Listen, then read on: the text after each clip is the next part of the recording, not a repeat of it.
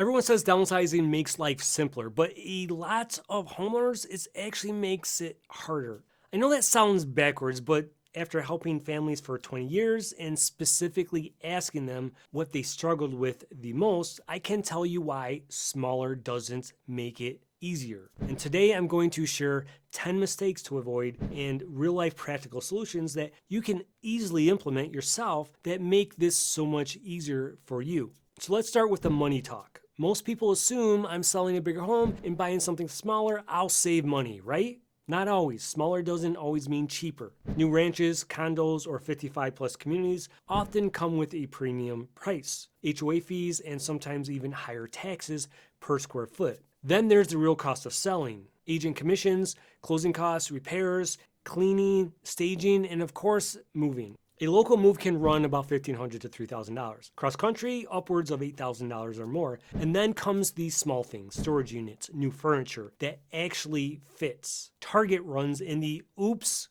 costs that stack up fast. If you owned your home for decades, talk to a CPA about your capital gains taxes. The IRS exemption is $250,000 for singles and $500,000 for married couples. And any profit above that could be taxable. This is based from the time that you purchase your home to the time you sell it, minus whatever qualified costs that you have. Now, this can get complicated depending, so talk to a professional that can help you on whether this is something you should be concerned about or not. Now, the goal here isn't to scare you, it's to help you plan like a pro. When you know your real numbers up front, you protect your equity instead of watching it quietly disappear. Here's what I tell all my clients before you list. Know your all-in costs. Surprises are for birthdays, not closings. You've heard the saying, timing is everything. When you're downsizing, it's gospel. And the big question I get, do I sell first or buy first? The truth is, there's no one size fits all answer. Sell first and you know your budget, but you might feel rushed to find the next place.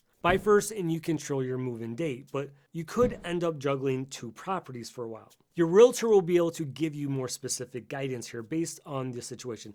This one can get complicated. Now, the key is to plan backwards. Start with the date you want to wake up in your new home. Then reverse engineer the process. Build in weeks for prep, showings, and attorney review, inspections, and closing. And please book your movers early. Nothing says stress like realizing every mover in town is booked solid in June. And if you ever try to book a mover in June, let's just say it's like trying to get Taylor Swift tickets. Not that I ever tried to do that, ever.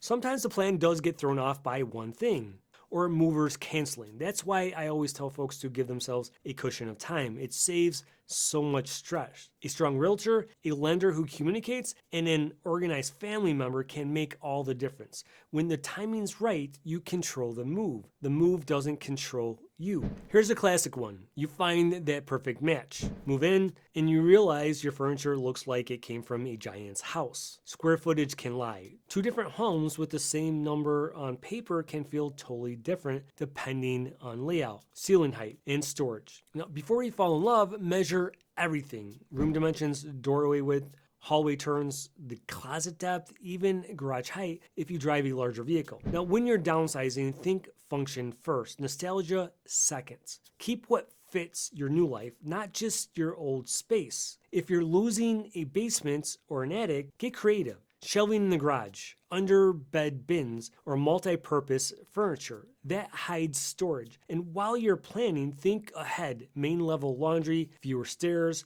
wide hallways. You'll thank yourself later. Measure twice and move once. So you nailed the finances and planned the move. Great. But what about your daily life after the boxes are unpacked? I've seen folks move into a stunning new place. Quartz countertops, fresh paint, perfect open floor plan.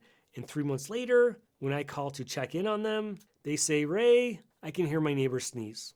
A small home shouldn't mean a smaller life. Before committing, test drive the lifestyle. Spend a weekend in the area, try the commute, visit the grocery store, local coffee shop, even the hospital. Check what the neighborhood feels like at night. You might love the house, but hate the traffic, noise, or lack of community. If you love quiet, just look outside town. If you're social, look for community amenities in nearby parks. A home is more than its walls. It's how it supports your rhythm of life. Most people plan for today, not tomorrow. That peaceful rural home might feel like heaven now until winter hits and you realize you're 25 minutes away from the nearest pharmacy. When you're choosing a downsized home, think about the future convenience, distance to family, healthcare, and stores, access to reliable transportation, whether you'll have a real social network nearby. You're not just buying a smaller house, you're buying your future routine. Plan for the season of life ahead, not just the one you're in. When those needs are covered, everything else from unpacking to settling in feels easier. This one doesn't come up until it's too late.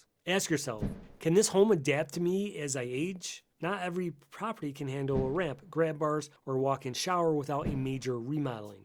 When you tour, look for flexibility, wide doorways, step-free entrances, and space for main level bedroom if you ever need one.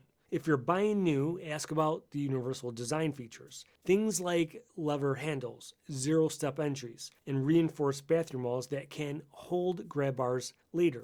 You'll never regret planning ahead, but plenty of people regret waiting until they need to. I once had a client who loved this older 2-story home. Gorgeous place. But when her husband had knee surgery the next year, suddenly those stairs turned into Mount Everest. That's when stuff gets real. I just turned 50 this year, and I have 2 bad ACLs from football when I was younger, and I feel that pain. So this is not exclusive to older age, it's just life. This one blindsides even savvy homeowners. You crunch the numbers and think this new place is perfect. Lower taxes, smaller utility bills, no lawn care. Then the first HOA bill arrives. Hidden costs can pile up fast. HOA dues, assessments, taxes, insurance, utilities, and transportation. Here's the kicker. Business Insider reports that HOA fees have jumped over 40% since 2019, with some topping $1,000 a month. And roughly 70% of HOAs in the US are underfunded, meaning you could get hit with a surprise special assessment for roofs or paving. Nothing's going to wake you up faster than an unexpected $600